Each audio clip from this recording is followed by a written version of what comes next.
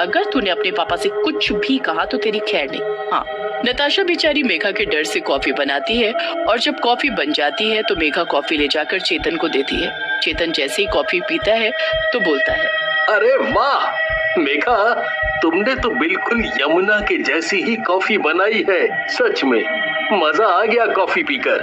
अजी मैं कह रही थी कि शादी के बाद से हम लोग कहीं घूमने नहीं गए हैं। क्यों ना इस ठंड के मौसम में कहीं बाहर घूमने जाया जाए। और ज्यादा ठंड पड़ने की वजह से नताशा की स्कूल की छुट्टियां भी आगे बढ़ा दी गई हैं।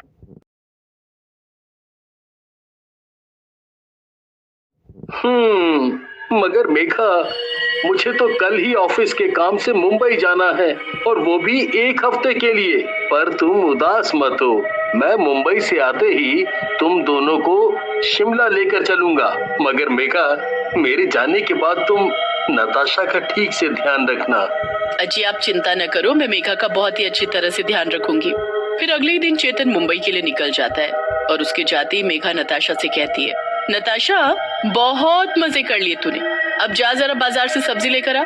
मौसी बाहर तो बहुत ठंड है, इतनी ठंड में अगर मैं बाजार गई तो मेरी आइसक्रीम बन जाएगी। हाँ, और वैसे भी माँ मुझे इतनी ठंड में कभी बाहर नहीं जाने देती थी। बहुत बोलती है तू। अब ध्यान से सुन मेरी बात, अगर तू बाजार से सब्जी नहीं लाई ना तो मैं तुझे आज खाना ही नहीं दूंगी और तो और तुझे घर में भी नहीं घुसने दूंगी।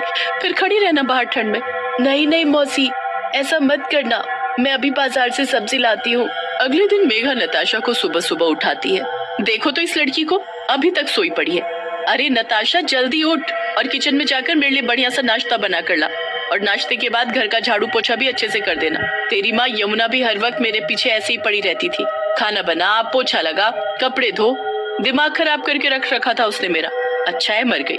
फिर क्या था, बेचारी नताशा को मेघा के बताए घर के सभी काम अकेले ही करने पड़ते थे और वहीं दूसरी ओर मेघा पूरा दिन आराम करती। नताशा किचन में खड़ी होकर रोने लगती है और रोते हुए अपनी माँ को याद करते हुए बोलती है, माँ माँ मुझे छोड़कर क्यों चली गई? मौसी बहुत बुरी है माँ, जब आप मेरे पास थी तो मुझे कभी घर का कोई काम नहीं करने दिया।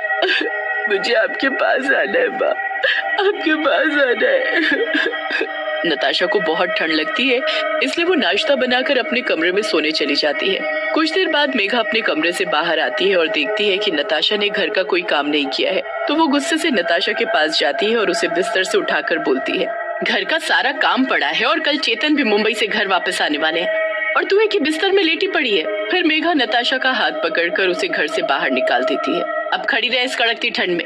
मरने के बाद यमुना एक चुड़ैल बन गई थी। यमुना चुड़ैल के रूप में दूर खड़ी होकर अपनी बेटी को रोते हुए देख रही होती है। हे भगवान, मेरी फूल सी बच्ची को मेरी ही बहन ने इतनी ठंड में घर के बाहर खड़ा कर दिया है और मैं यहाँ दूर खड़ी होकर उसे रोता हुआ देख रही हूँ। हे भगवान, मैंने कभी किसी का बुरा नहीं किया, फिर मुझे और मेरी बच्ची को ये कैसी सजा मिल रही है? ऐसा बोलकर चुड़ैल अपनी बेटी के पास जाती है। नताशा चुड़ैल को देखकर बहुत डर जाती है। चुड़ैल, हे भगवान मुझे बचा लो, प्लीज मुझे इस चुड़ैल से बचा लो। मेरी बच्ची तुम डरो नहीं, मैं हूँ तुम्हारी माँ। मरने के बाद मैं एक चुड़ैल बन गई और तुम पर यूं अत्याचार देखकर मुझसे रहा नहीं गया, इसलिए मैं तुम्हारे पास आ गई। माँ, मौसी बहुत बुरी है, वो हमेशा मुझे डांटती रहती है और घर के सारे काम भी मुझसे ही कराती है और मुझे पापा से कुछ भी बताने नहीं देती है। मैं सब जानती हूँ मेरी बच्ची, आज जो मेरी हालत है उसकी जिम्मेदार भी मेघा ही है। उसी ने मुझे सीढ़ी से धक्का देकर मार डाला। तभी वहाँ चेतन आ जाता है और नताशा को ठंड में घर के बाहर खड़े होकर रोता देखकर बोलता है, मेरी बेटी, ये तुमने क्या हालत बना रखी है अपनी? नताशा बहुत डरी हुई होती है और मेघा के डर से वो चेतन को कुछ भी नहीं बताती। तभी चुड़ैल नताशा से कहती है, बेटी ये डरने का वक्त नहीं है। अगर आज तुमने अपने पापा को सच्चाई नहीं बताई तो तुम हमेशा डरपोक बनकर रह जाओगी। तुम निडर होकर सब सच्चाई अपने पापा को बताओ, मैं तुम्हारे साथ हूँ। माँ की बात से नताशा को हिम्मत मिलती है और वो सारी बात अपने पापा को बताती है। फिर चेतन गुस्से में मेघा के पास जाता है। अजी आप तो कल आने वाले थे ना? अगर मैं कल आता तो तुम्हारी सच्चाई मेरे सामने कैसे आती? मुझे नताशा ने सब बता दिया है। तुमने एक बच्ची को उसकी माँ से दूर कर दिया और मैं कुछ समझ ही ना सका। तुमने मेरी यमुना को मार डाला ताकि तुम मुझसे शादी कर सको। अजी ये सब आप क्या बोल रहे हैं? तभी यमुना चुड़ैल के रूप में सबके सामने आ जाती है मेघा, तुमने मेरी बच्ची को कष्ट देकर सही नहीं किया। तुम्हें तो मैं जान से मार डालूंगी। मुझे मुझे माफ कर दो दीदी, मुझसे बहुत बड़ी गलती हो गई। अब से मैं नताशा का अच्छे से ध्यान रखूंगी। फिर क्या था, चेतन तुरंत मेघा को पुलिस के हवाले कर देता है। मेघा को सजा होते ही चुड़ैल भी वहाँ से चली जाती है।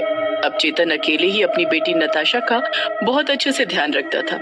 उसे माँ और बाप दोनों का प्यार देता था। मेघा के चले जाने से नताशा भी बहुत खुश थी।